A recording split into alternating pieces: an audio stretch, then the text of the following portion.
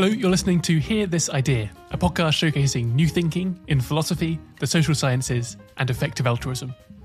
In this episode, we talked to Nikhil Krishnan, a lecturer in philosophy at the University of Cambridge.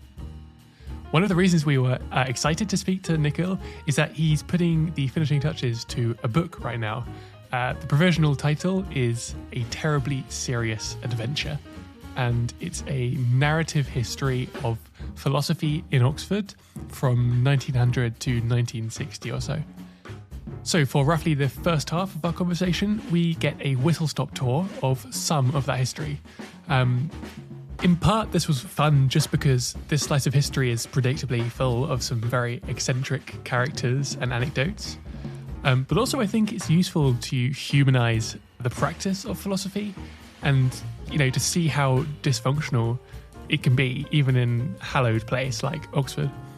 And then in the second half, we talk about the present state of academic philosophy, as well as the place of universities and academic journals more generally. This was quite a natural break in the conversation, so if you're not sure the history stuff will float your boat, then this starts around the 50-minute mark, where we ask about Henry Sidgwick's case against the lecture. There are also chapter markers to jump to specific parts of the episode, so obviously feel free to use them if certain questions stick out more than others.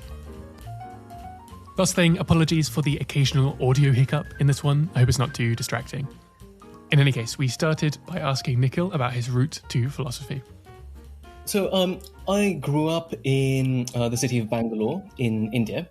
And when I was growing up, almost everyone around me was some kind of engineer. And in those years, we're talking about the mid-90s, the most exciting kind of thing you could do was to be a programmer. So I spent a lot of my childhood and adolescence surrounded by people who were or wanted to become programmers. So lots of quite skeeky world where you went in things like Boolean algebra competitions where, and kind of debugging events where you kind of given bits of code and so forth. So that's what my initial interests were in.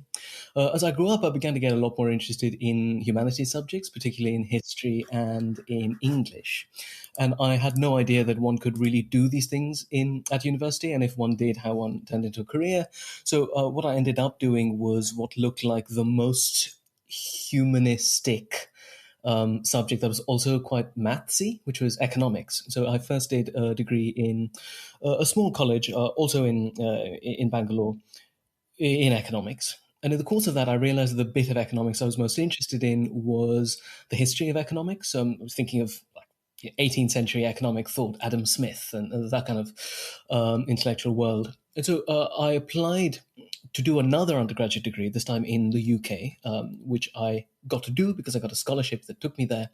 And this time around, when I did some more economics, but in combination with philosophy and politics. And very soon after I started doing those other two subjects, I realized that I wasn't all that interested in economics after all, and these other two subjects were a lot more interesting. So it was philosophy, particularly moral and political philosophy, that got me excited.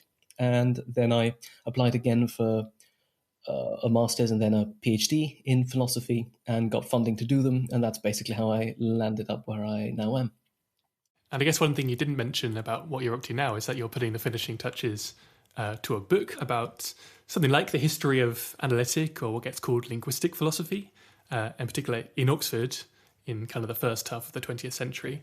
So I think we'll start by talking about that, and as good a way as any to start is just by painting a picture of what academic philosophy looks like at the turn of the 20th century. So, what were the questions people were keeping themselves up at night with, and who are the kind of key figures at the turn of the century? Sure. So if we're talking strictly about the turn of the century, around 1900, things at this stage aren't terribly exciting, especially at Oxford. You have this generation of people who've got into this rut and the series of debates that's been going on since the mid-19th century, where you've got to pick a side in this old debate. And that debate is between, on the one side, you have the realists, people who believe that there are things which are just out there, they're part of reality, and what philosophy is supposed to do is to discover the nature of reality. And this reality is something that wasn't put there by us, right? It isn't the creation of human beings. On the other side, you have the idealists. And very crudely, the idealists are people who think that the fundamental constituents of reality are ideas, right? So there's nothing really that we can know about what's out there, the most that philosophy can do or should do is to explore the content of human ideas. So, if you're a philosopher, someone who's studying the subject in Oxford in this period, you need to choose between these isms, right? Either idealism or realism, and as a result, there's not a huge amount of energy around it. There's not very many people who want to do philosophy, and people who want to do it don't have very much to say. They feel like everything that's worth saying has been said by somebody else, by, I don't know, Berkeley or by Kant or some other one of the great dead philosophers.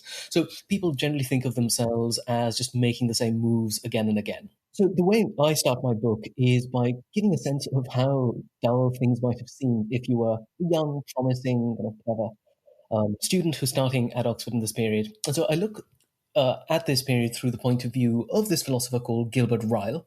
And Ryle is someone who's born in 1900, and he arrives in Oxford 1918.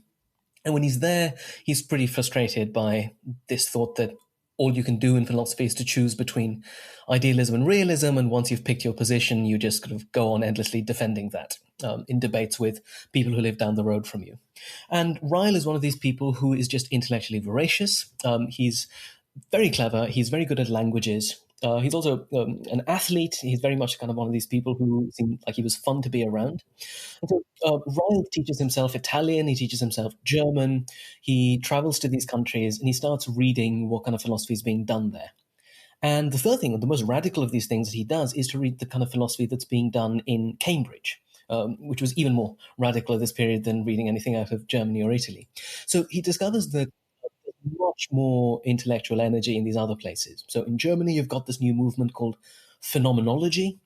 In Italy, you've got people who are just transforming the old-fashioned kind of idealism, and they're making it into something that's got things to say about society and politics. And in Cambridge, people are applying this new method that they're calling analysis. And so Ryle says, well, all these kind of senior guys around Oxford, these people with names like John Cook Wilson and Harold Pritchard, they're not really interested in reading anything that's not written by someone else, another kind of 60-year-old Don at Oxford. And he was worried that he was going to miss out on something interesting by ignoring those other currents. So he starts to bring these ideas back to Oxford. He translates them or he gives lectures on them. And that's when things really start to get exciting, when the kind of very dull parochial Oxford philosophy of the 1890s, 1900s gets slowly supplanted and introduced to these provocations that come from Cambridge, from Germany, and from Italy. It makes me wonder, to modern lights, this question of idealism is just incredibly silly. And it sounds like, at least in Oxford, the kind of great lights of philosophy just got trapped arguing over this thing that just doesn't matter. And it raises the question of how an entire discipline, at least at like a particular university, gets stuck in this rut so badly. Like, what's stopping someone from just coming along and starting a new conversation? Presumably there's more than just kind of inertia going on, right? Yeah, that's an interesting one. So I myself am inclined to think the question of idealism versus realism is interesting, but I think the trouble is just when you think that there's no other question worth pursuing. And that's what's worse is when you think that doing philosophy involves taking a position of that debate and then just defending the positions of one's party. It feels like a kind of partisan or tribal conflict, when what you should be trying to do is to get to the right answer. And who knows, the answer might be something other than one of the available isms, or it might involve changing or rejecting some of the things that other people have said, even if they belong, if you like, to your party or tribe. So to your question of why was it so hard to change things, I think the most plausible answer is the one that you said it couldn't be, which was inertia. But I think the question is rather, why was there this inertia? Why was, and one answer to that is just the nature of the institutions in which philosophy is done and the extent to which these institutions encourage innovation. Now, Oxford is a university that then, and to some degree even now, is understands itself to be a place for the education of undergraduates, to train them in order that they can be ready for life in certain professions. So the bar would be one, the church would be another, very occasionally the military. And of course, in this period, the civil service and more generally the colonial service, you're kind of sent off to India or Africa to be an administrator. So when you ask yourself, well, what kinds of philosophy would be done in a university that thought of its primary role as being educating young people, well, specifically young men in this period, for these kinds of jobs? And it's hard to see that innovation or novelty would be smiled on, right? So that's one part of it. The other part of it is when you see your purpose as primarily that of being a teaching institution, then there aren't going to be any incentives to go and write your own stuff, to go and ask these questions. What most of your day is going to be spent doing teaching, and in Oxford, in this period, and indeed now, a lot of the day-to-day work of the lecturer, the philosopher employed by the university, was to give these quite time-consuming, labor-intensive one-on-one tutorials, as they're called there. And many of these people just did nothing else. They'd start the day and have tutorial after tutorial after tutorial, and syllabus reform didn't often happen. It was very hard to make happen just because there were so many colleges, so many different views, all these different camps. So when you couldn't decide what changes to make, you ended up just sticking to the same thing you'd taught before. So I think the explanation for the inertia is ultimately institutional. It was the fact that nothing in the self-conception of the institution made innovation possible. None of it encouraged it. And so I don't think it's that surprising that it did get stuck in the kind of rut I've just described. So I guess moving ahead in the history of philosophy, at least in Britain, you get what gets called the linguistic turn, right? Where people kind of change their attitude towards what they think about what they're doing when they're doing philosophy. Can you just say something about what this kind of linguistic turn means, what analytic philosophy means, and how it contrasts with this old way of doing philosophy, which sounds like arguing in circles about minds and worlds? So if we're trying to trace the linguistic turn back to a certain point in the history of philosophy, it probably happens a little bit before the period I've just described. It actually happens in the late 1870s, except that it happens in Germany, so no one in Oxford is reading what's happening there. So to the extent that there's one place where the turn happened, it's with a German mathematician and philosopher called Gottlob Frege. And there are people who think you can identify the moment of the so-called linguistic turn to a particular paragraph in his work, where he's reflecting on an old question that seems pretty significant, namely, what are numbers? What are these things called numbers? We can do all these things with them. We can come up with all these cool equations. We can put them to all these uses, some of them practical, some of them theoretical, but what are they? What is their nature? And Frege has this brainwave, which is to say, look, let's just put aside this question of what sorts of things they are, because by asking what kind of thing they are, you're starting with the assumption that they must be things of some sort. And it's not clear that numbers are things. But it still seems like that we should be able to say something about what we're doing when we're thinking about numbers. What kind of thought is it that we're engaging in? And so he says, well, here's a thing we might do. Let's not worry so much about numbers as things and instead ask ourselves, what do these thoughts mean that we have when we're thinking about numbers? What is the meaning of our mathematical thought? So it comes as a linguistic turn because it moves away from thinking about things. So let's call that the kind of object-focused philosophy or entity-focused philosophy. And instead you start thinking about your words. And in the beginning, it's about our mathematical words, but it doesn't have to be about that. It could be words of any kind at all. So instead of thinking about, ethical things like goodness, what is this thing goodness? You ask yourself, what does the word good mean? Instead of asking yourself, what is reality? Ask yourself, what does the word real mean? And when you push the question of meaning, part of what you're trying to do is to make better sense of what kinds of distinctions you're marking. Real as opposed to what? Good as opposed to what? So what you have now is first a kind of transformation of the subject matter of philosophy. You're not thinking that there's all this stuff out there, goodness and reality and numbers. Instead, you're saying there are these features of our thought, and what we want to understand is what kind of structure that thought has. And you want to map that structure. You want to trace the links of different parts of that structure to each other. And the other thing that this kind of linguistic turn allows you to do is to give yourself a method. So why I think it seemed exciting is that it actually gave philosophers something to do, right? And in doing that, we were understanding something that we kind of half understood because we were clearly already using these words.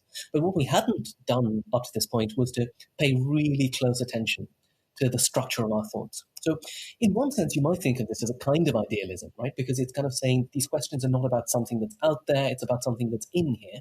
And indeed, some people would call this movement a particular form of idealism, a linguistic idealism. You think that ultimately all philosophical questions are questions about language. But the hope is that once we answer these questions about how our language works, we realize that we've basically said everything we need to say.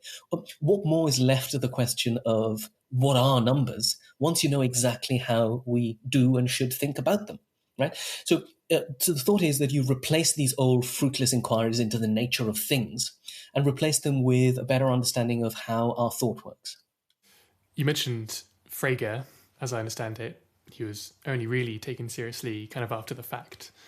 How do his ideas originally looked quite eccentric, quite strange? How do they arrive on the shores of Britain and end up in Oxford and take over the kind of world of Oxbridge philosophy?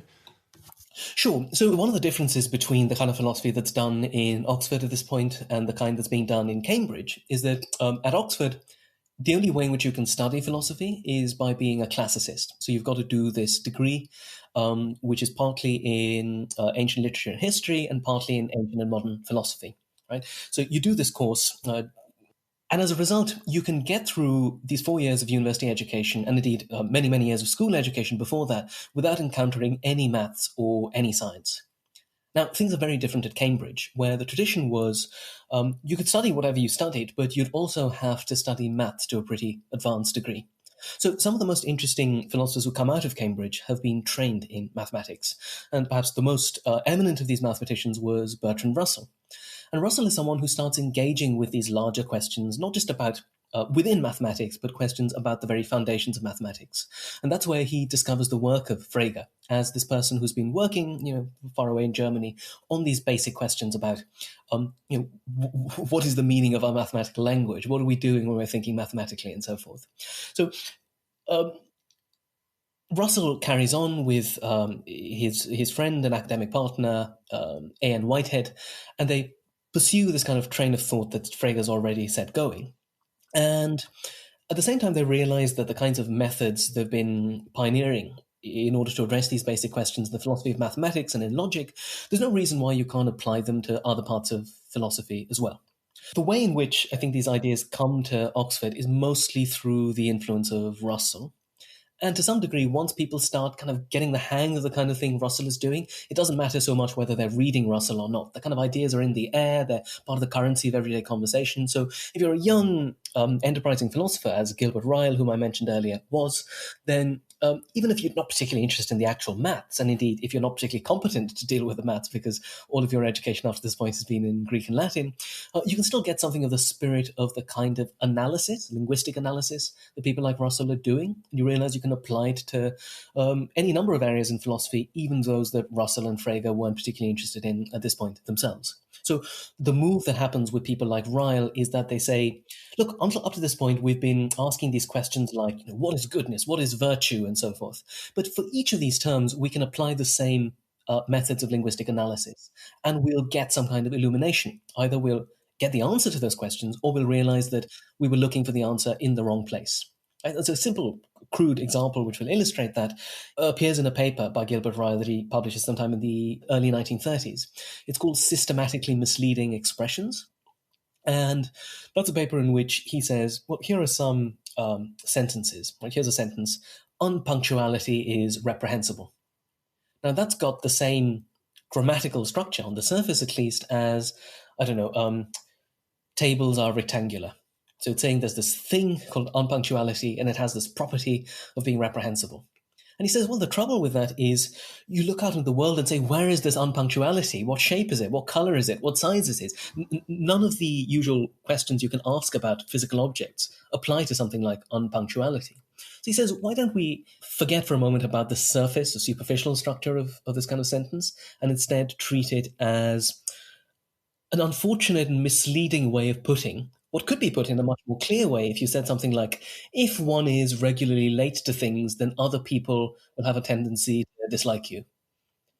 That's basically what the sentence unpunctuality is reprehensible means. But because it's stated as this kind of conditional, right? It says, if you do this, then this will happen, rather than saying there's this property of reprehensibility which attaches to this mysterious object called unpunctuality, you realize that you don't have to worry about what philosophers would call an ontological claim, right? A claim about what exists. You don't have to ask yourself, well, what kind of special, mysterious, immaterial existence does unpunctuality have? All it means when you're talking about unpunctuality is that, some people are just late all the time.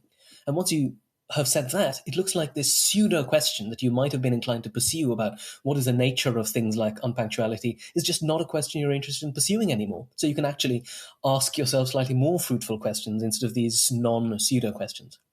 I'm really curious as well about what you said there with people like Bertrand Russell embracing maths and logic as well. Could you maybe give some examples of the types of questions where this would be really relevant of applying these new tools to philosophy? So one of the things that mathematics tells us is that behind the structure of particular calculations we do, there lies some more basic and general principles. And once you've got those more general principles, you can apply them to a variety of different particular cases, right? So once you've got the general formula for how to find the square root of something, you can apply that to any number. You can find the square root of that number. So there's a more general principle here you could get for philosophical activity, that behind the apparent variety, disparateness, multifariousness of linguistic expressions, of language, there actually is a pretty simple structure once you can discover what that more simple structure is. So that's the most simple moral you can get from doing mathematics. And so you can apply that to a number of different things. So the most famous and in some ways notorious example of this comes in the analysis that Russell gives of a simple English word, the. So when you use the word the in sentences like, say, the present Prime Minister of Britain has messy hair, it's really hard if you just take the word the by itself and say, what does the mean, right? It's not the kind of thing which even a dictionary would be able to help you with. So what are you doing when you're asking yourself what the means? Well, one answer to that is you try and work out what kind of contribution it makes to the meaning of the sentences in which it appears. So you explain the meaning of particular entities, not as if you can take the by itself and ask yourself, what is a the? There is nothing that is a the, right? But what you can say is something about what difference is made to the meaning of a sentence that has the as opposed to one that has a or doesn't have any article at all. The kinds of places where Russell himself applied this kind of analysis was to sentences like this. The present King of France is bald. Now, the reason why that sentence is interesting in a number of ways is that it's not immediately clear what you want to say about it, right? So if you know that there isn't a present King of France, France is a republic, then you might ask yourself, well, what is that expression, the present King of France, referring to? And if it's not referring to anybody, then what should we say about sentences like, this person is bald or is not bald?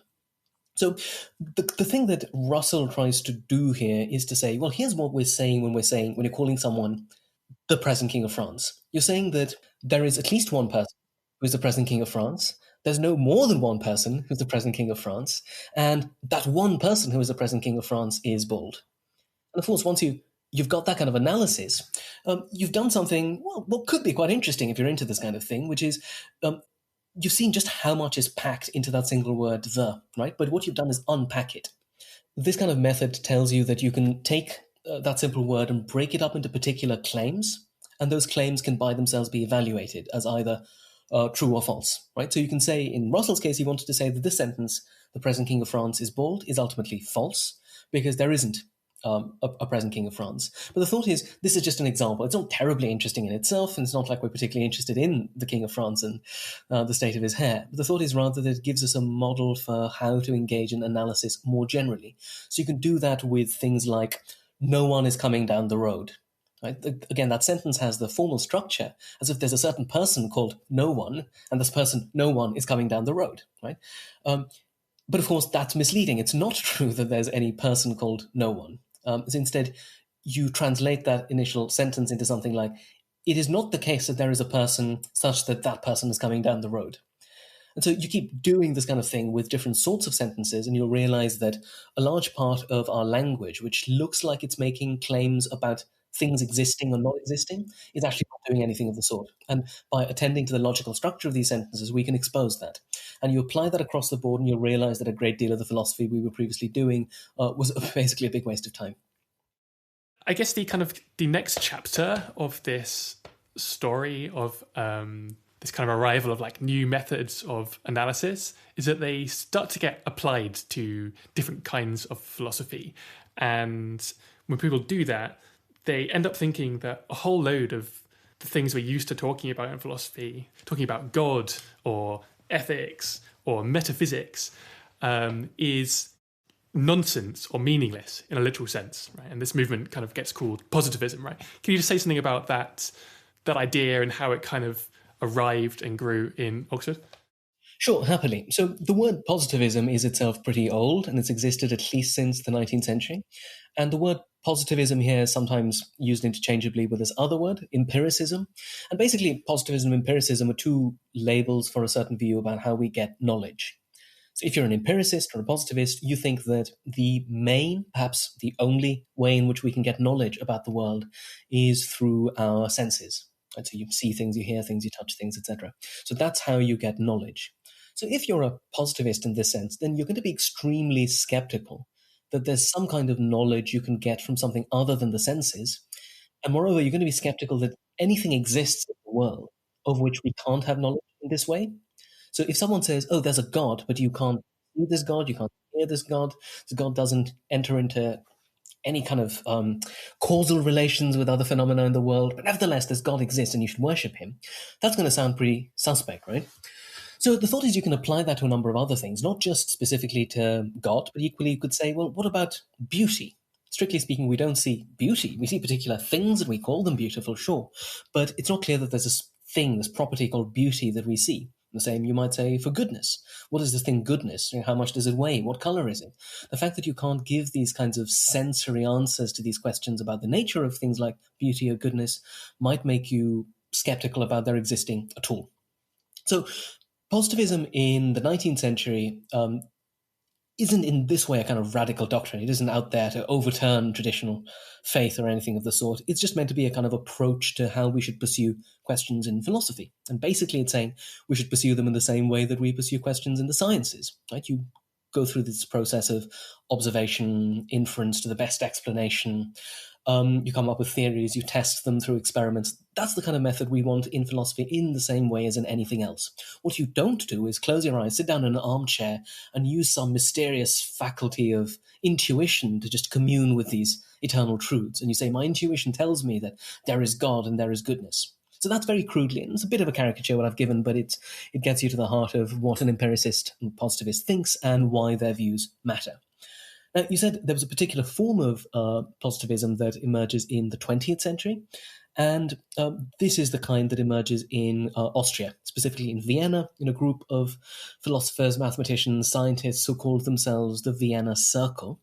And there are a number of figures in this period. We're talking about the 1920s and 1930s who came to be really prominent. There was one called Moritz Schlick, another one called Otto Neurath, and perhaps the one who later came on to be the best known was Rudolf Carnap. And these are all people who adopt this kind of old-fashioned 19th century positivism, but they connect it to advances in modern science, particularly in physics. They're really excited about physics, right? And all these new things that the modern physics of the 1920s and 30s, discoveries about the structure of the atom, that kind of thing, is telling us about the world. And they want to say, look, science is where the action is. So if we're going to do philosophy in a respectable way, it's not just all about the spooky metaphysical stuff, then we should be led by achievements in the sciences. So that's the new kind of positivism. So it's what's new about it is that they make one exception to this general rule of making everything about what can be accessible to the sciences, and that's logic. They don't think that logic is simply a matter of psychology. So people in the 19th century, most notoriously John Stuart Mill, the British philosopher who defended this position, thought that the same kind of picture of making extrapolations or inferences from sensory observations that you do with other kinds of empirical scientific inquiry, you can apply that to maths and to logic as well. And at this period, they want to say that's not quite right. Like logic and maths are a special case for reasons that are really tricky to explain. I'm not able to do it just now. But the thought is that's what makes them logical positivists. It's because they're saying that ultimately all of the kind of language we use about the world is about what can be verified through observation, right? So they apply this test of, can this bit of our language be verified by observation? If it can't, then you'd better hope that it's the one other kind of language that's meaningful, which is what are called analytic propositions. So a sentence like, vixens are female foxes, or bachelors are unmarried men.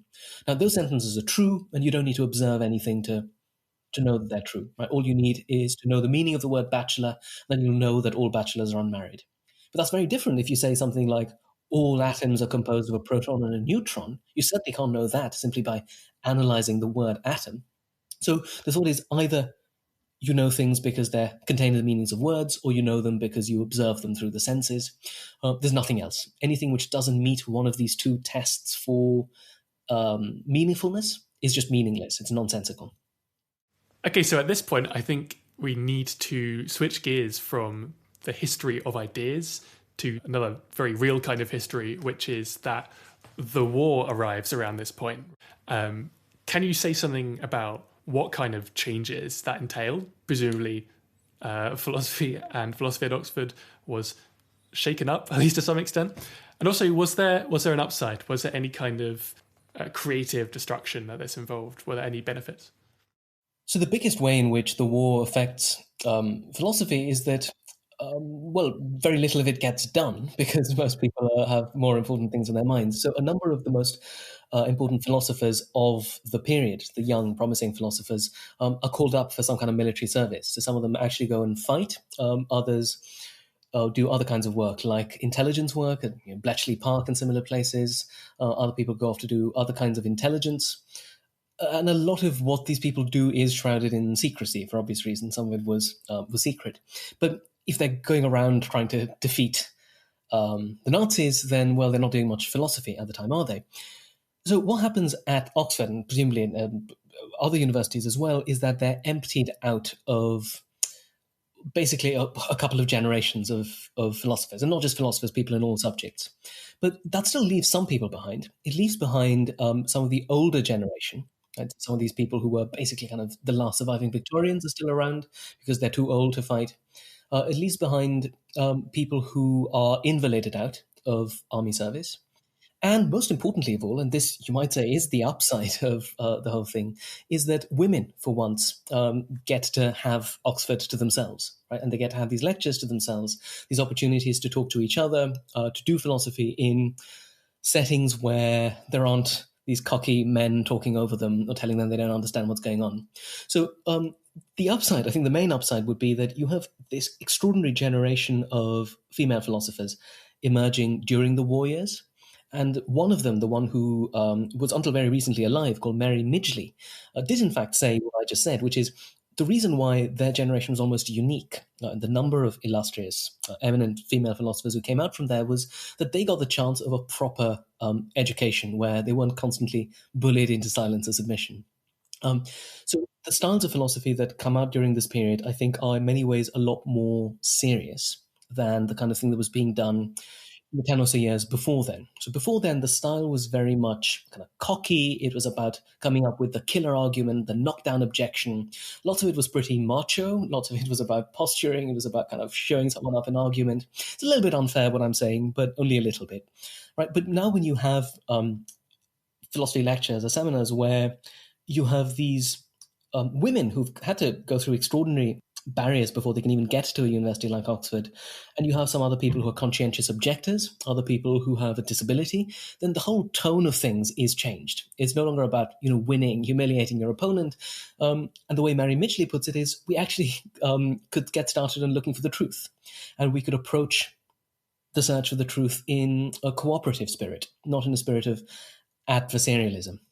So I think what the war does is it kind of has a kind of reboot. It sends some people out of philosophy. It takes them outside of their comfort zone. It throws them into these quite unprecedented kinds of experiences of combat, experiences of war, logistics, experiences of espionage. And the other thing it does is discourage styles of philosophy that are entirely about dialectical victory, right? About having one up over your opponent. I think an interesting lens with which to learn more about what this cohort of female philosophers were thinking and writing about is ethics. Seems to me that this was a kind of center of gravity. Can you just say something about, I mean, take your pick of who you want to talk about, but the kind of direction they were taking, these questions about the nature of the good and meta-ethics and just what we ought to do?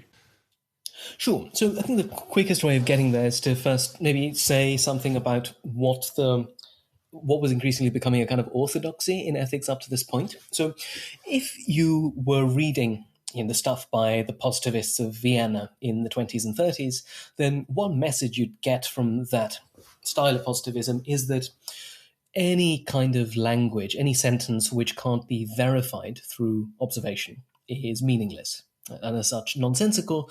To the extent that it's meaningful, it's not meaningful in the usual way that scientific sentences are meaningful, right? So you've got to think of it in terms of what kinds of feelings you're expressing towards the world. So the most notorious and crude form in which this kind of view was expressed was in a certain view of ethics called emotivism, where the idea is that you understand sentences like, I don't know, murder is wrong, as not really saying anything about murder.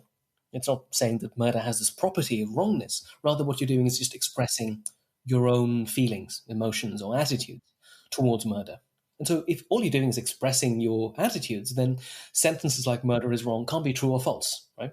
So if you're disagreeing with someone else about one of these questions that dominate so much of our actual ethical thinking, questions like euthanasia or abortion, then it looks like there's no truth. And if there's no truth, then what are we doing disagreeing?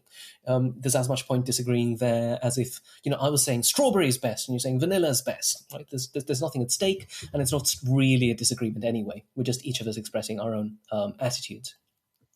I think in the period after the war, this kind of view becomes less and less popular. There are some people who still think that there's something basically right in it, insofar as we shouldn't say that ethical sentences are true. But the kinds of views that become more popular is where, instead of saying all you're doing in ethics is expressing your attitudes, there are philosophers, the most famous of them is a man called Richard Hare. And Hare thinks the model we should have for understanding these kinds of sentences is imperatives. So everyone knows that a sentence like shut the door is perfectly meaningful. Like there's no problem with it. It's not sort of metaphysical or spooky or embarrassing in that kind of way.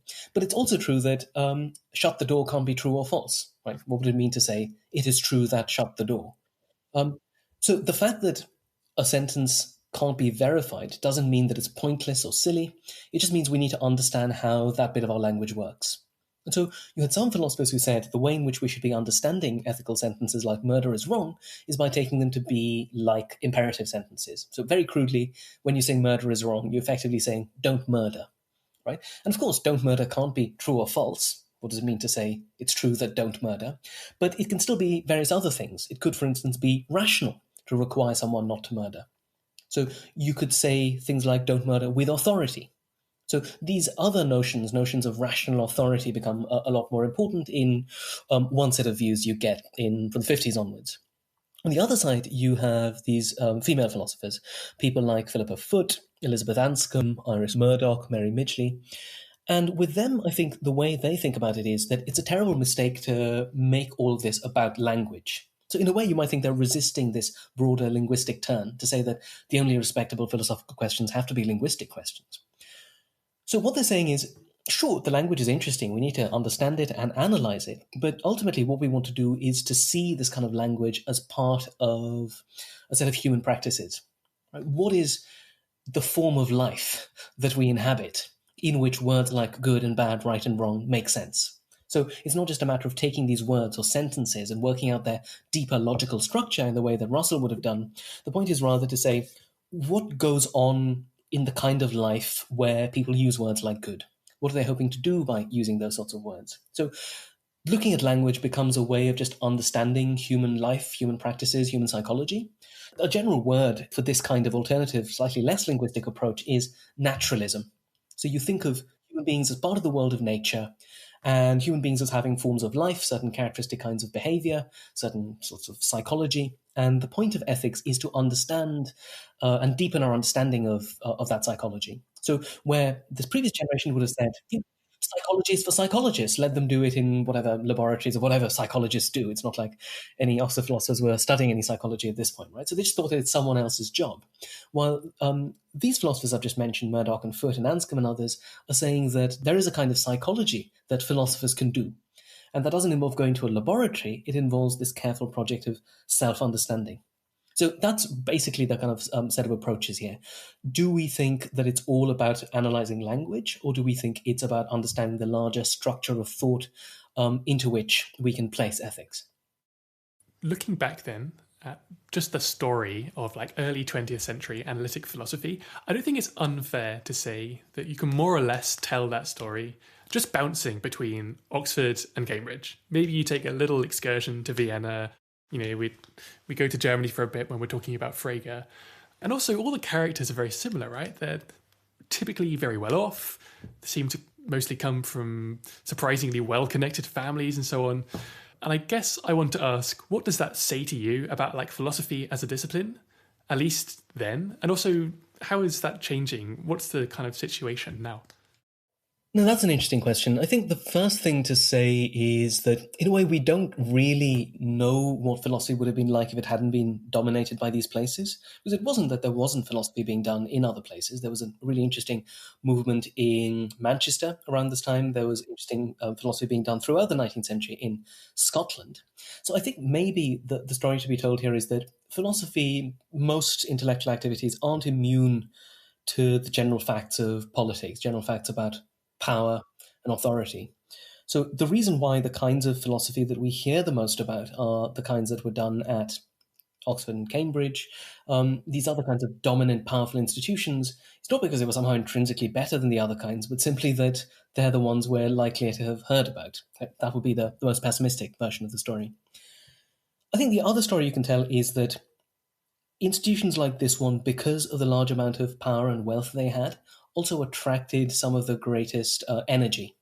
So the fact that they had all this money and were able to employ dozens and dozens of people to do philosophy, which very few other institutions in the world could have done in this period, meant that it was possible for them to have a kind of critical mass of people. And when you have a certain number of people all pursuing their own projects, then good, exciting things start happening. And that's not just true in philosophy, it's true in the sciences, it's true in entrepreneurship. Startups come out from places where there are lots of people trying out their different startup ideas. So I think that's the most charitable way of understanding what's going on here. So I think one thing it tells us is that it's really hard to just do philosophy by yourself. And that's a strange thing to say, because you think that unlike other disciplines, it's really low cost, right? You need a chair, maybe, that's about it. You just sit by yourself and think. But in practice, I think it's very rarely been the case that someone managed to reach these deep, interesting, novel insights just by thinking by themselves. It turns out in practice that really when exciting developments happen is when people are together with other people asking similar questions, getting challenged. And that tells us something interesting and I think quite positive about philosophy, which is that it's not a discipline that involves pure solitary thought, but one that involves conversation and cooperation. But if I can just address the other point here about the class composition of this period, I think there's less of a charitable story I can tell here. It's definitely true that pretty much every philosopher in this age was somewhere between extremely upper class aristocratic and only upper middle class. There's not very many people in this period, at least none of the famous ones, who come from working class backgrounds. That does start to change in a very significant way after the Second World War. And it's not just philosophy that's like that, it's society more generally. It's got to do with the Labour government elected shortly after the war in 1945. It's got to do with new policies, the creation of a welfare state, a different attitude to school education, whom it's made accessible to, different ways of funding a university education. So I think there's nothing distinctive to be said about philosophy here that doesn't apply to universities and education more generally. I think philosophy becomes a bit more plural, diverse, allows people in from different backgrounds when those people have access to education and to universities more generally. So in this period, I think it is a huge shame that it was as narrow as it was, but I don't think it was any more narrow than some other disciplines or subjects. One thing that I think is really interesting is that when we kind of started this story, we were kind of talking about the bubble, right? That Oxford and Cambridge were not just together, but also, right, in of themselves, with Oxford people just debating with each other and not even daring to read Cambridge work and write. And that kind of seems to link to what you were just saying about, being surrounded by people who can kind of stimulate your ideas, and you can kind of talk with each other as well, because there does seem to be this trade-off, right? Where on the one hand, it might be great to have a lot of other people thinking about the same questions, but then on the other hand, as it was at the start of the 20th century, that can also lead to this kind of insular environment where people kind of lose sight of the bigger questions or new ideas that then get generated either in other places like Vienna, or requires very different types of people, right? As you mentioned, with women and underrepresented groups getting into philosophy during World War I. Yeah, I think the big problem is when you stop realizing that you're making assumptions, or that the way in which you do philosophy has presuppositions. And the best way of becoming aware of the assumptions you're making is by being in the presence of people who don't share those assumptions. And if you don't have those people, and you just have a bunch of people who all agree with you about pretty much everything, then you won't have any disagreement. And to the extent that you'll have disagreement, it'll be about these really minor, nitpicky, pedantic details. And I don't think that's healthy for any kind of intellectual inquiry. Is there a figure from this whole story of Oxford philosophy who you really wish was more widely discussed or more widely known? Yeah, I'd probably give you a different answer depending on when you ask me this. So today, just given what my current mood is like, I think I'm going to say Elizabeth Anscombe. Now, Elizabeth Anscombe is a really, really interesting person in a number of ways. Firstly, she was a Catholic. She converted to Catholicism in her late teens. And the thing she's most famous for is the role she had in the life of this other philosopher we haven't, weirdly enough, mentioned so far, and that's Ludwig Wittgenstein. Ludwig Wittgenstein was this Austrian philosopher who spends most of his intellectual life, at least, in Cambridge. And he has a reputation up to the 1940s of being a bit of a misogynist, someone who doesn't like women around him when he's discussing philosophy. But somehow Anscombe, who arrives in Cambridge in, I think, 1942 or 43, managed to get past those prejudices he has. And over the course of the next 7 or 8 years, she becomes one of his closest confidants. And eventually, when he knows he's about to die, he decides that she is going to be one of his literary executors in charge of his estate. And she's going to be in charge of translating the book he was then working on. And so when you get a copy of the big book that Wittgenstein was writing in these years, called The Philosophical Investigations, the standard way in which you'd get it in the English-speaking world is in an edition that has Wittgenstein's words on one side and Anscombe's translation on the other. Now, so far, even if that's the only thing she'd done, that would itself be a considerable achievement. It's a really weird book. It's really hard to work out what he's saying, and Anscombe's translation sort of captures some of the weirdness of Wittgenstein's style. The fact that he doesn't quite argue for anything, he doesn't lay out arguments step by step. Lots of his arguments are just kind of questions, or thoughts he has, or things he's wondering about, or things he wants you to do, think about for yourself. And she really captures that sense of slight mystery, obscurity. But in the 50s, after Wittgenstein dies, she becomes very much her own woman. And she starts to apply some of Wittgenstein's method and style to questions that he didn't say very much about, specifically questions about the nature of action and intention. What is it to do something intentionally?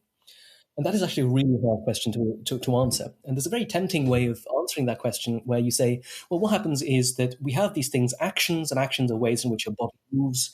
And then there's an intention, which is this kind of immaterial state of your mind, right? And what you do when you're acting intentionally is that you have two things. You've got an action, you've got this other thing, an intention that's somehow attached to it. And she wants to say this whole way of thinking about intentions as if they're things in your mind is just a really dodgy way of describing what's going on. Right? And a much better way of thinking about this question is not by saying what is an intention, because that makes the same kind of mistake that people were making in the 19th century when they were asking, what is unpunctuality?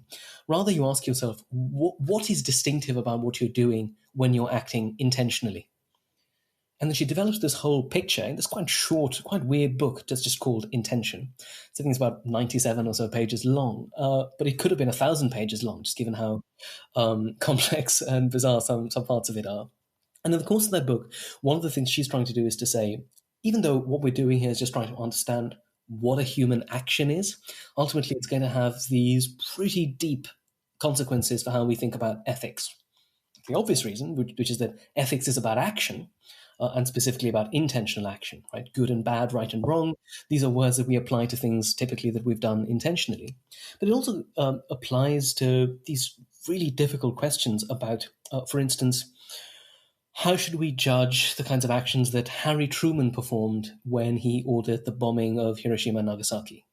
There are some people who say, well, he didn't actually do the bombing. He just signed a piece of paper, and he did it because he was trying to prevent a prolonged land invasion of Japan. So maybe he was a kind of hero, even though he was responsible for the deaths of all of these Japanese people. And Anscombe was someone who tried to, who simply rejected that. She wanted to apply this alternative picture she had of what makes an action intentional to say that once we really understand what an intentional action is, we'll see that what Truman did was to intentionally cause the deaths many thousands more of Japanese people, and that made him a murderer. So she started from this really, really theoretical, linguistic kind of philosophy, and then she comes out with what was a pretty controversial ethical conclusion at the end.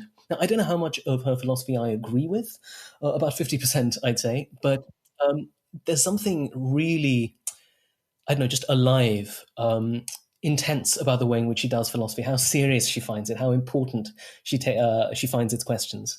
And I think if people would just discover something from the book I've written about one philosopher, it would be Anscombe, get a better sense of this way in which you can combine this interest in language and logic with this kind of moral and political urgency and intensity.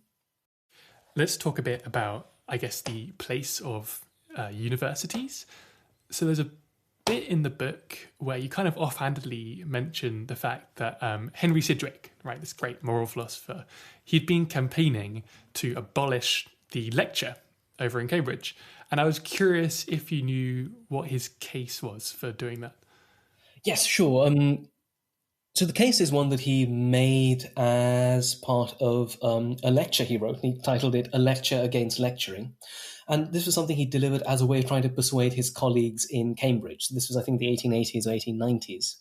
So Cambridge was, like many other of these institutions, extremely old-fashioned, resistant to change of any sort. And for the longest time, the standard way in which teaching was done there, as most places and many places even now, was you had one person who came into the room wearing this gown, carrying this pile of notes, and then they proceed to read them out. If you're really lucky, they won't actually read them out. They'll actually say something a bit more spontaneous. But ultimately, it's about people listening and someone talking to, or more often, talking at.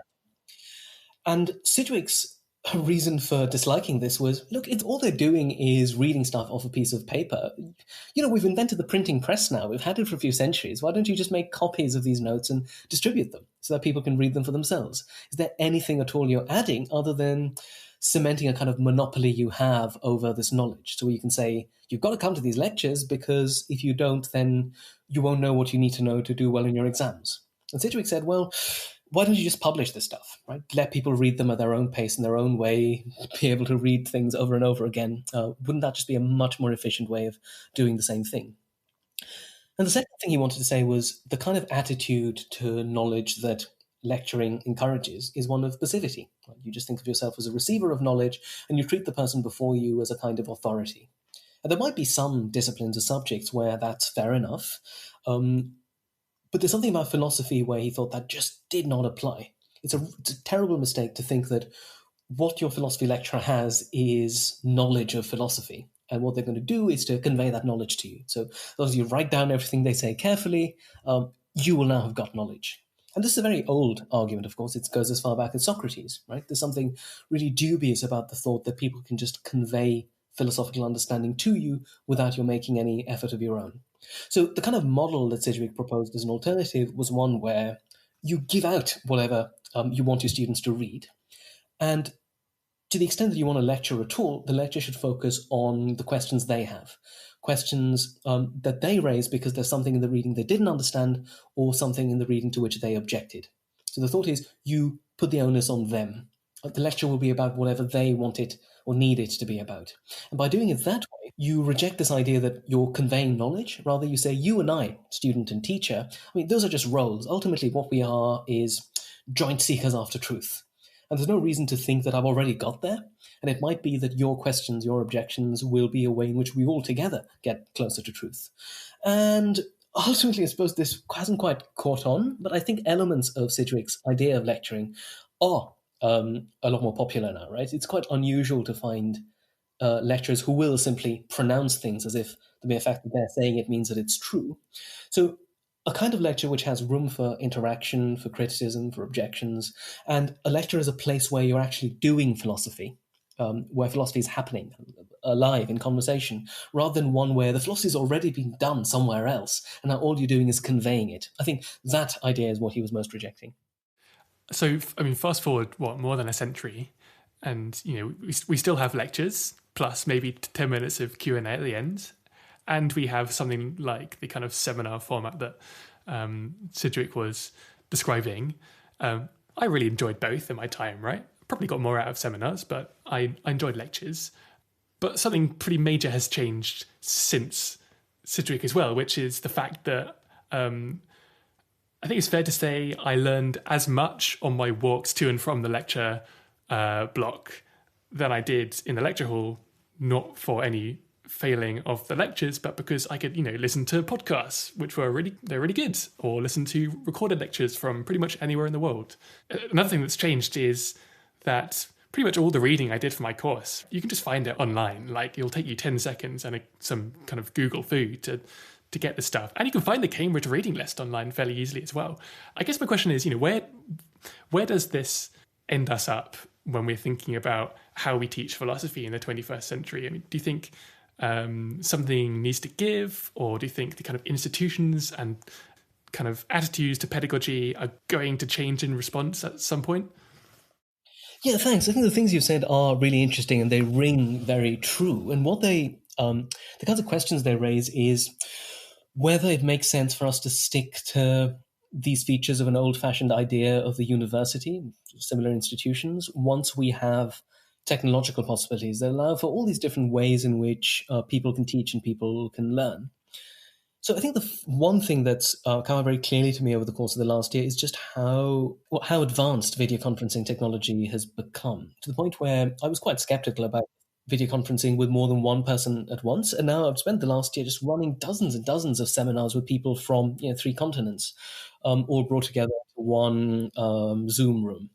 And the fact that it's been fine. There's a little bit of awkwardness in the beginning, and it takes a little bit of getting used to. But one thing it does is to say that it's no longer clear why universities have to be universities of a particular place.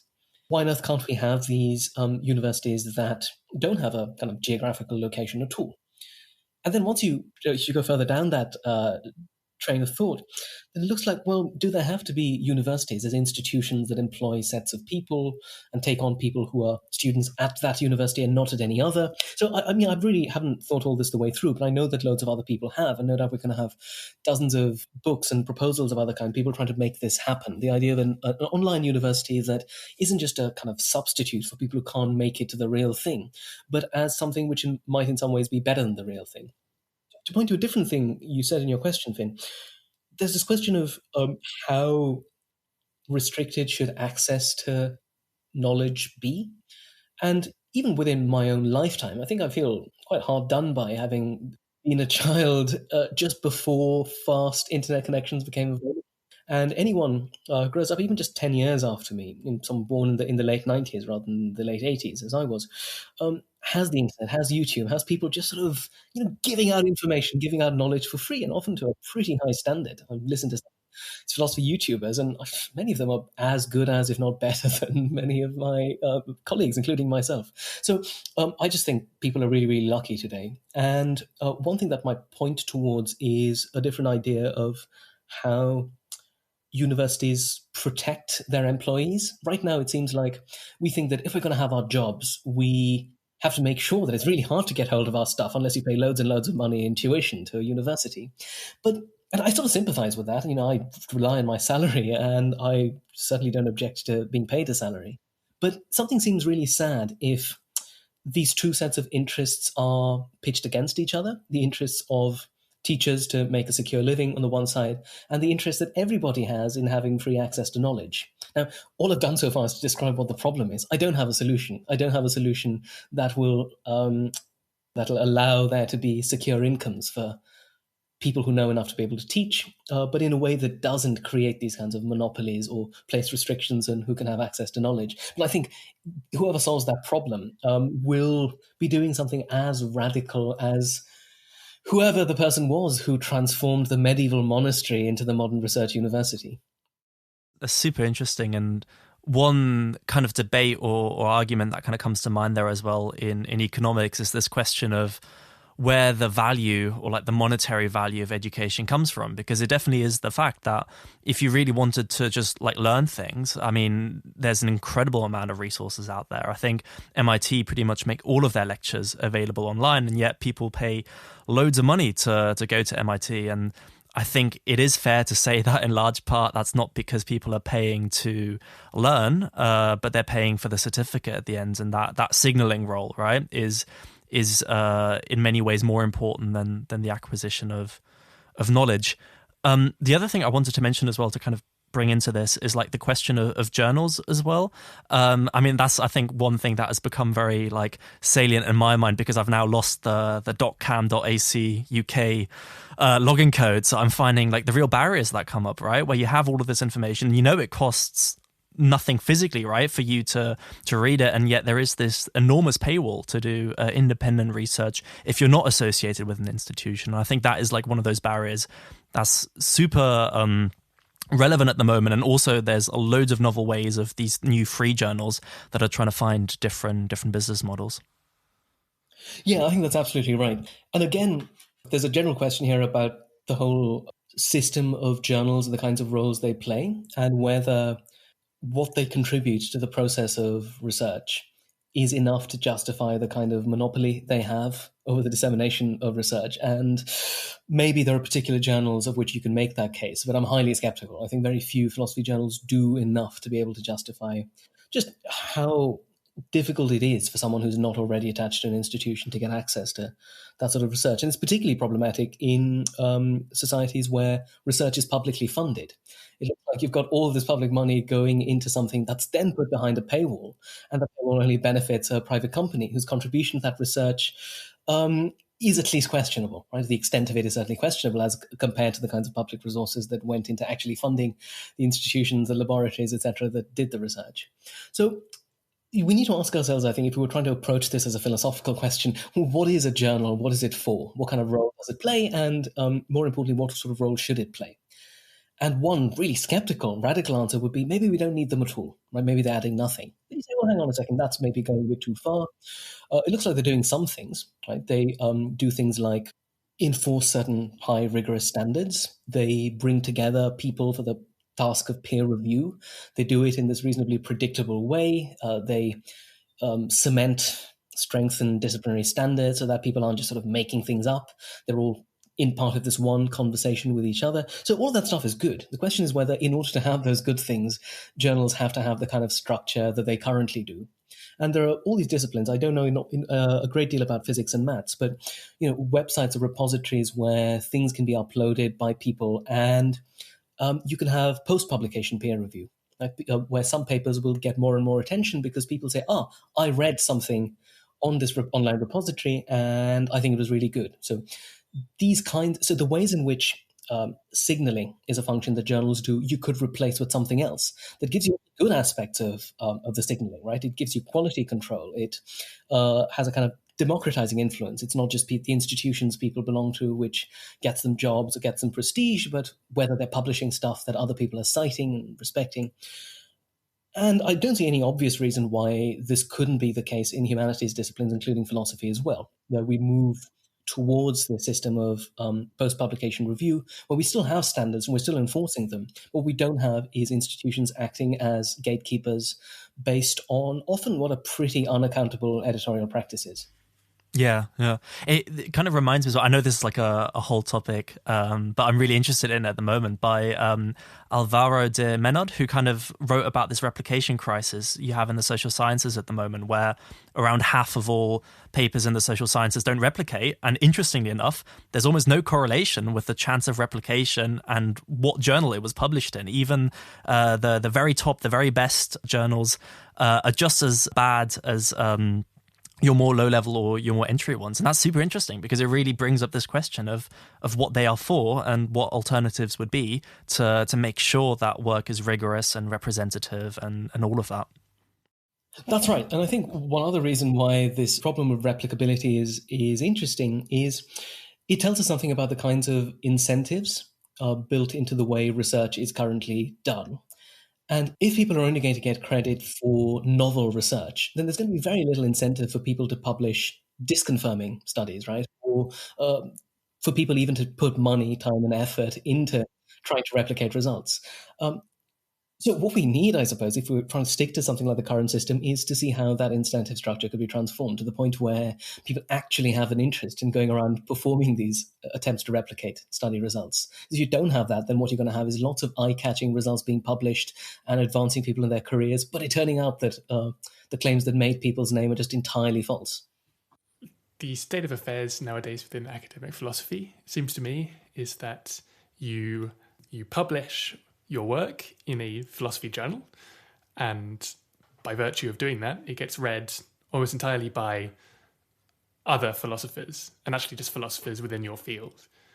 So you're using specialized language, you're using domain-specific terminology, which a general audience is not going to understand. A lot of people don't like that. They think that the audience for philosophy should be far broader. It's interesting as a side note that no one makes this complaint about, solid state physics or like biochemistry or something, that, we should be able to understand this, but they do about philosophy. And there's a question there, which is, why does philosophy get singled out as something which, ought to be accessible to the public? And do you think that there's a case there? Yeah, that's an interesting one. And I think I have a position somewhere between the two possible extremes, right? There's one way of taking the word audience where it just means what it seems, right? The actual people who read the stuff. But I think audience could also be understood as something like people who, if they were to read it, might get something out of it.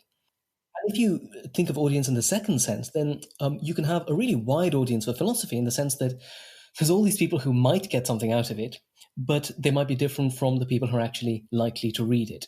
And then you ask yourself, well, when you're composing a piece of philosophy, should you have the narrow sense of your audience in mind or the wider sense?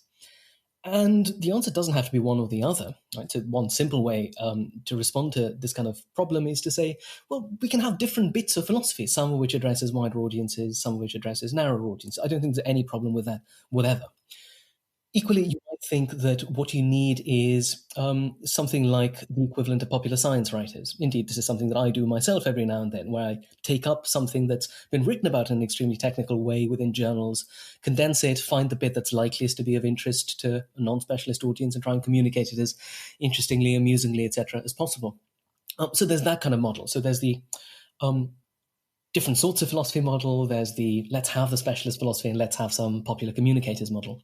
But I think there's a third, I don't know if it's a model exactly, but there's a third way of thinking about this this whole question here, which is perhaps gets to the heart of why people say this sort of thing about philosophy and not about physics, which is with physics, they get the sense that, look, the methods of physics are basically sound. They're getting to truths, and the evidence getting to these important truths is that there's all this great technology that's based on all of this fundamental physics research. So as long as the technology keeps coming, all of these iPads and smartphones and things, we're not going to complain. The trouble is that there's nothing at all equivalent in the case of philosophy you can point to and say, at least on the face of it, it doesn't look like you can point to something and say, philosophy made that, right? There are people who say, well, actually, even smartphones ultimately required things like logic in the 19th century, and without that, we wouldn't have had the kind of thing that allows computers to be built. I mean, that stuff is true. but it's not going to be satisfying, right? And equally, it may justify a small bit of philosophy where we can point to these kinds of practical value, but it's not going to justify other bits of philosophy. It's not clear why there's no smartphones that have been invented as a result of research into ethics, for instance. So if we're going to make a case for the value of that kind of thing and for it being something that academics do, then I think what you need is some way in which what philosophers say to each other is in some way accountable to what non-philosophers say. So it's not just them talking their own arcane language where all they need to do is to satisfy their colleague standards. That, as we've already seen earlier in this conversation, is recipe for repetitiveness and going around in circles, and very little good comes out of that. I think what could be a productive thing is when people, philosophers who are writing, even when they're writing for their colleagues, still feel the pressure of needing to sound basically like a human being.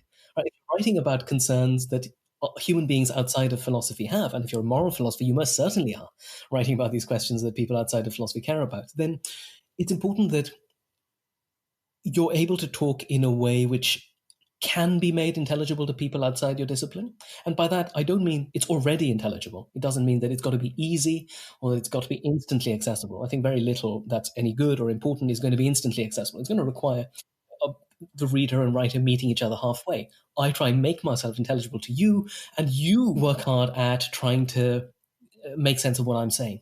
I think one thing that would be a good test here is whenever you find yourself saying something that you can't justify the value of to a non-philosopher, you should be at least skeptical about its value. You don't have to be ultimately skeptical. You might be able to persuade them. And one way in which some people persuade people of the value of their research is to show that there's a way of getting from the things you care about to the things that I'm working on. So that's going to be fairly clear in some bits of philosophy, right? So if you say, I really care about this question of should I be a vegan or not? But it turns out that if you're really going to say something interesting about that question that's not just your opinion, then you're going to have to make arguments. That's how you, that's what gives philosophers their authority, that they make arguments rather than just interesting assertions. Then you ask, well, what kinds of arguments are these going to be? What makes something a good argument? And within a couple of steps, you'll be asking these really basic questions. Questions like, what is moral worth? What makes it the case that some creatures have moral worth and other things don't? And if you start pushing that, you will be pushed to even more basic questions. Questions like, what is worth other than moral worth? Are there ways in which we can distinguish between the, mental faculties of different kinds of creatures? How do we even know what's going on in animal minds? How do we know anything at all? And within about 5 steps, you've got this really practical question about whether you should be a vegan or not, to the question of whether knowledge is even possible. So I think just being able to follow that chain of why questions through more than just one step. I think the best defense you can make of a technical bit of philosophy is to show that the technicality is just a way of pursuing, in a more rigorous way, something that people care about anyway. And I think bad technicality is where it turns out that the only justification for it is that you think it's going to impress your colleagues. That's a really bad reason to use technicality. Finn editing here. I just realised I didn't make it clear enough that the question I'm about to ask is a bit of a straw man. So I definitely don't think that all or even most effective altruists have the views I'm about to attribute to them. But, I was trying to be controversial. It's interesting what you say about tethering philosophy to practical questions, right? This thought that kind of abstruse, abstract questions derive from really concrete worries about things like what we ought to do, right? And I guess to build on what you said, there's a kind of enclave, right, within at least analytic philosophy, which more or less just treats philosophy as, one tool among many in this kind of arsenal of tools for making the world a better place, something like that, right? And these people call themselves effective altruists, right? At least some of them. They also tend to be fairly critical of kinds of philosophy or really any other academic pursuit which they see as useless insofar as it doesn't obviously make the world a better place, even if these kinds of philosophy aren't straightforwardly meaningless, right? In a sense that they're kind of running with this kind of criterion you've come up with for when philosophy is worthwhile to an extreme. And I want to hear your view on this kind of view of what philosophy is for and I guess also on this kind of idea of effective altruism that has grown up from philosophy? Yeah, it's an interesting, in my experience, and this might just be my good fortune, the effective altruists I've known, had conversations with, tend to really like philosophy. And even when their official position is that philosophy is only valuable when it makes the world a better place, either directly or indirectly, when they're actually doing philosophy, I think they treat it as being valuable for its own sake. And I think there's nothing inconsistent about that, right? So here's one way in which you render these two things consistent. There are two questions here. One of them is, what makes something worth doing? And there's a second question of, what motivates me to do it? And sometimes, of course, you could be the sort of person who gives the same answer to both questions. The thing that motivates you is also the thing that justifies, objectively, the thing that you're doing. But often these two things will come apart. So it may be that what ultimately makes the thing you're doing valuable, even if it's something like curing cancer, would be that, you're curing cancer, you're saving lives, you're making the world a better place. But it could be the case that what actually keeps the cancer researcher going to the laboratory every morning, working at this really, really thankless job, it's hard, not very well paid some of the time, and full of failure, is something else. It could be the possibility of making the world a better place, but it could just be, I just really, really want to understand this biochemical reaction. And I suspect for more people than will sometimes admit this, it's the thrill of the chase, it's the pursuit of truth, it's the sense that somehow this stuff just matters. So I think it's perfectly possible for effective altruists to take this view. Indeed, many of them, I think, would do so. So what I'd say to them, and many of them don't need it said to them because I think this is what they already think, is that your motivations could come apart from your justifications. And so when you're saying, should there be philosophy? Should it be funded? Your ultimate answer to that question will be, well, it should, because some of it will make the world a better place. But it doesn't follow that people should only do the kind of philosophy that's aiming to make the world a better place. Because one of the perhaps unfortunate things about any kind of intellectual inquiry is that when you begin that inquiry, you don't know where it's going to end up. Right? You don't know what kinds of things are going to be useful. And so if you're going to set up institutions for research or inquiry, then you can't start on the assumption that you already know which kinds of inquiry are going to be fruitful. So if you say, right, ethics is really useful, effective altruism research is really useful, so we're only going to have that. We're going to have a department of effective altruism, and all the people who do metaphysics or philosophy of science or whatever, we're going to throw them out. I think that would be a terrible idea. It would be a terrible idea because you can't be sure in advance that the next big move in effective altruism won't come because of an argument in metaphysics. And this is actually true. So some of the most interesting work I've read by effective altruists, for instance, Toby Ord or Will MacAskill, is extremely theoretical. Some of it is about questions in the theory of rationality, questions in decision theory, question about epistemology, the nature of rational belief. And if you're going to do that stuff well, then you can't just keep telling yourself, but ultimately I only care about, the nature of knowledge because it's going to be practically useful. You'll have to say it's important to get the nature of knowledge right for its own sake. So I think the most effective philosophy will be one that doesn't aim to be effective in the first instance. And if what we're trying to do is to design effective institutions, then I think those institutions will have to have room for things which may turn out to be useless. The fact that we don't know which bits are going to be useless in advance means that I think we should let them exist anyway. That sounds reasonable to me. So I think there's another really interesting question here about the relationship of philosophy to its own history. And on one hand, it is fun and intrinsically interesting to read about intellectual history, but there's a school that says that it is also positively important to at least get to know something about the history of your field and the history of philosophy in particular in order to actually do it properly, right? And I'm actually conflicted about whether this is true. So, on the other hand, I speak to my friends who study maths, and they say they don't get taught anything about the history of maths, and that is completely fine, and it doesn't impede their ability to do maths well. Is philosophy like maths in that respect, or is there something actually important about learning the history of philosophy in order to do it? In this debate, I'm probably on the side of those who thinks the history is important, but I also think that some of the things said on behalf of history are a little bit inflated. So here's one way of thinking about the difference between maths, or indeed most sciences, and philosophy. even in mathematics, there's a minimal sense in which you are studying the history of maths. It's just what you're studying is the extremely recent history of maths, right?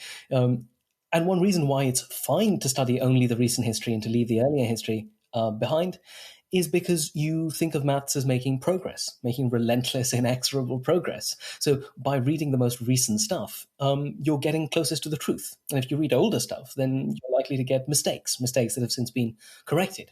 So I think you could use that kind of model for philosophy to the extent that you're confident that philosophy is making progress in the same way as mathematics is, the sciences are. And there, I'm inclined to be a lot more cautious and skeptical. Right? Not because I think philosophy isn't making progress on anything, but rather that we don't have any clear or agreed upon principles that would tell us what counts as progress. So whether philosophy is making progress is on the decline. If you ask this to 7 philosophers, you get different answers depending on their own views. And that itself is an interesting fact about philosophy. And I suspect in some particularly advanced bits of theoretical physics, for instance, that may also be true. I suspect it'll be less true in some others. I don't think it's true in chemistry, for instance. So the question is, to what extent are the assumptions behind contemporary practice simply the matter of a consensus? Do we all agree on it? If we don't, then anything which makes us a little bit more self-conscious or self-aware about the assumptions of our practice is a good thing. Now, if you think, look, science is doing really well, it's producing all this cool stuff, it doesn't look like it could be much better if people were more self-aware, then you might think it's not that important to be self-aware, and certainly not to be self-aware in this kind of historical way. But in philosophy, I think you may have the opposite feeling. You may worry that too much of philosophy, to the extent that it can be repetitive and it's about making the same moves again and again, it's also about people just saying things that actually had been said 300 or 400 years ago. Indeed, had been said better. You're just doing a worse job of reinventing the wheel, etc. So in those instances, I think you can make a case for studying history in 2 or 3 ways. Firstly, the more history you know, the less likely you are to reinvent the wheel because you'll know it's already been invented. Second thing you'll be aware of is just the connection between what philosophical claims people make and the kinds of background assumptions they just take for granted. And looking at a historical period where those assumptions weren't taken for granted is a really good way of realizing that nothing is obvious in philosophy. Everything is up for grabs. And there's maybe a third thing here, which is about what a piece of philosophy is. So another analogy we might use in this connection is literature, right? There's very few people who'd say, oh, now that we have the novel, we don't have to read Shakespeare anymore. You don't think of literature or indeed music as making progress. It's not like because we have, I don't know, punk music, we should stop listening to Mozart. No one thinks of these things as getting better over time, getting closer to the truth. Now, the question is whether anything about philosophy means that we can treat it in the way that we treat music or literature. And there's one thing about it which I think does look a little bit like literature, which is that where things like mathematics are purely cognitive, right? The thing they're doing is trying to get to truth. And the closer they're getting to truth, the further along they are in this march of progress. But I don't think music is about truth at all. And I want to say that at least one aspect of philosophy, philosophical activity, philosophical writing is, I don't know if there's a good word for this. I'm just going to pick one at random. I'm going to call it the expressive dimension. One of the things philosophy does is to express a certain kind of outlook or sensibility towards the world. And that can be interesting in its own right. It can be worth looking at in its own right, in the same way that old bits of music from several centuries ago, old paintings and so forth, can be interesting to look at or listen to. So I want to say that at least some philosophy has those kinds of aesthetic virtues, and I think they're genuine virtues. They're important virtues, and I don't see it as a problem for philosophy that it has this other dimension. I don't think it makes it worse at seeking truth that it also does some things other than seeking the truth. So there's 2 questions we ask at the end of every interview. The first one is, what significant thing have you recently changed your mind about and why? Yeah, that's an interesting one. Somewhat disappointingly, and the risk of sounding horribly dogmatic, I don't think there is a significant thing I've changed my mind about, but there's an explanation for that, which is that I'm generally resistant to making up my mind about things in the first place. So it's I think my general state of mind is one of uncertainty anyway. So I think with lots of things, I prefer not to have opinions. And I find it quite difficult and oppressive when people suddenly throw all these questions at me and saying, what do you think about that? this relentless pressure that we have to have a kind of hot take available on one of the more destructive aspects of modern life. So I'd say that what I try to do is to defer making up my mind about significant things until I'm really, really forced to. And so one thing that means is that my general attitude to the world is one of kind of open-minded curiosity. So with lots of things, I wouldn't say I've gone through anything as much as a change of mind. I think what happens a lot more often is where talking to someone or listening to someone brings me to see that it is a good thing that I didn't make up my mind about this, because there was a lot more there that was worth thinking about before I came to that stage. That's a very fair answer. Let me try and rephrase it then. To fit that approach better. Is there anything that you recently came across that was a very novel thing that you learned, or that made you really ponder your existing beliefs, even if they are not set in stone?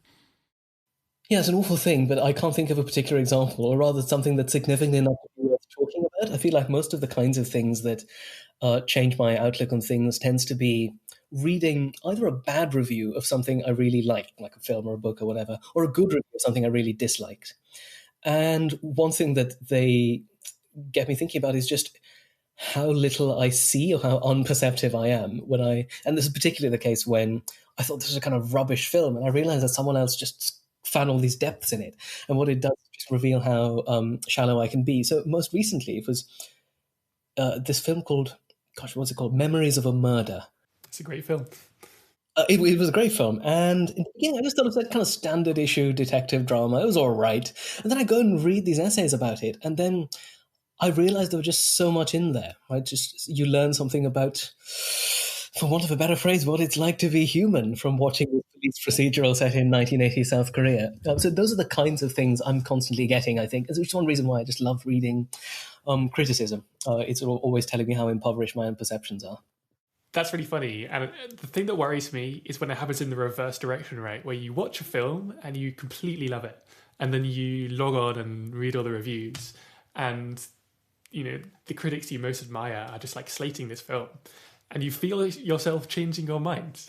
It's like really hard to hold on to that original conviction. I'm just like so much more easily convinced by kind of impressive sounding people than I like to admit to myself. That's right. I mean, there's bad ways of doing that, but there's also good ways of doing it, right? So it could be that you just missed all these features because you just weren't looking very closely. I think that the place where this happened to me in the most life-changing way when I was about 15 years old was watching a film called Dead Poets Society, which I thought was deeply moving and inspiring about like the value of art and poetry and so forth. And I read this review by Roger Ebert, a pretty famous film critic. And he basically said this is soppy, it's sentimental, it doesn't really understand the point of poetry, and it portrays this pretty ugly kind of picture of human life. And I remember kind of reading it saying, this is just wrong, I can't read this guy anymore. And then a moment later I was like, gosh, this could be right. This could be right. It's just me as this kind of quite sentimental 15-year-old who was just in a state to be taken in by what was actually, what I now think is definitely a pretty shallow vision of life and art and all the rest of it. So that was a case where I'm pleased that happened. I think it improved my taste. I think it made me a little bit less easily taken in by rousing music while people recite, I don't know, Walt Whitman while standing on benches. And yeah, I'm really grateful for that. I'm always like really impressed as well by just how much people care like to review these things. Like you get these like 2-hour video essays on like the Pirates of the Caribbean, and somebody's really taken the time and that passion, right, to like really channel their view across. Okay, I guess this leads on nicely to the last question then, if we're on the topic of media and things to read and things to watch. Could you name like 3 books or articles or films or what have you that you would recommend to anyone who's interested in finding out more about anything we've talked about? Sure, happily. So maybe one film, which is a very weird film, and I'm not sure I can recommend it exactly, but it is really interesting. It's a film by a director called Derek Jarman, and it's a film about the life of Wittgenstein. And I say it's a weird film because it's kind of more like a stage play filmed, and it's got all these bits of dialogue that just consist in random lines of Wittgenstein spliced together, but somehow it's bizarrely compelling. And there's something about the central performance. So people who actually knew Wittgenstein, who saw the actor who played him in it, just said it was uncanny, just how much he managed to evoke the feeling of being in a room with the guy. So obviously I was born far too late to have had the chance to meet him. So I like it because it gives you that sense of weirdness around him. And he is very much the dominant figure of the kind of tradition we've discussed, even if he's more of a Cambridge figure. And so I'd recommend that for people who want to get some kind of flavor of what it was like, though I wouldn't advise anyone to take any of the philosophical discussion in it seriously. So another video now available on YouTube is a conversation between the broadcaster Brian McGee and the philosopher Bernard Williams about, I think it's called something like The History of Linguistic Philosophy or something like that. And it's one of those conversations which apparently you could have on the BBC in the 70s and 80s, where you just get someone wearing a tweed jacket and a chair and talk to them. And now, or maybe we can do that again. It's just now we do them on podcasts rather than the people. For some reason, people with a long attention span seem to gravitate towards podcasts instead. So it's a fun conversation. I think it's a really good, accurate and reliable discussion of this whole tradition. Many of the things I've said are basically drawn from some of the things William says in the course of that conversation.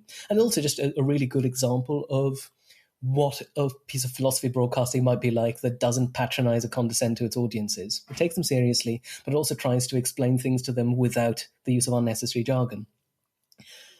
And as far as articles are concerned, maybe in the same sort of subject, there's an article which I disagree really strongly with, but I found really useful while I was writing my book. And it's by a philosopher called Jonathan Ray. And it's published in a journal called Radical Philosophy, and it's called English Philosophy in the 50s. And Ray is, or at least was at this stage, a kind of Marxist philosopher. And roughly in the spirit of one of your questions, Finn, Ray thinks that even though there was all this excitement around all this new philosophy in the 50s, ultimately it was done by this bunch of white middle-class public school boys, bourgeois to the core. And he really assembles the case for the prosecution about as powerfully as I've ever seen anybody do it. So I really enjoy it. I think it's asking all the right questions. I think there is a more generous, more charitable kind of way of looking at this tradition, and that's what I hope to try to do in my book. But it's a good thing for people to know that not everybody did like it. Lots of people thought that the whole thing was a big fraud and that it was one big bourgeois conspiracy against the working classes. And so Jonathan Ray's article is a good way of getting a sense of why some people disliked it.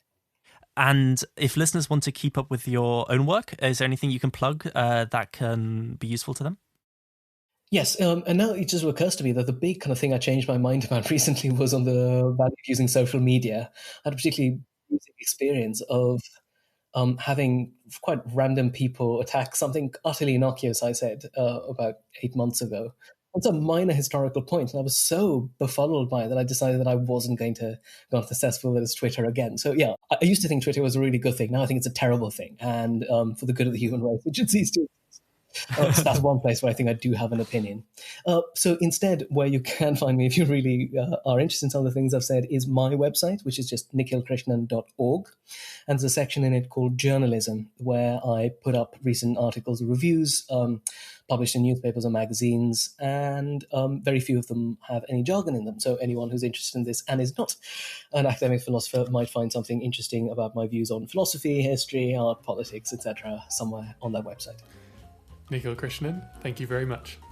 Thank you very much for having me. That was Nikhil Krishnan on the history and future of analytic philosophy. As always, if you want to learn more, you can read the write-up at hearthisidea.com/episodes/Nikhil. That's Nikhil. There you'll find links to all the books and papers and films Nikhil mentioned, along with a load more information as well. As always, it would be great if you could leave an honest review on Apple Podcasts or wherever you're listening to this. If you have constructive feedback, there's a link on the website to an anonymous feedback form. There's a new star rating form at the top and bottom of each write-up, and you can send suggestions, questions, hate mail, and whatever else to feedback@hearthisidea.com. We'd love to hear from you. Finally, if you'd like to support the show more directly and help us to continue to pay for hosting, you can also leave a tip by following the link in the show notes. Thanks very much for listening.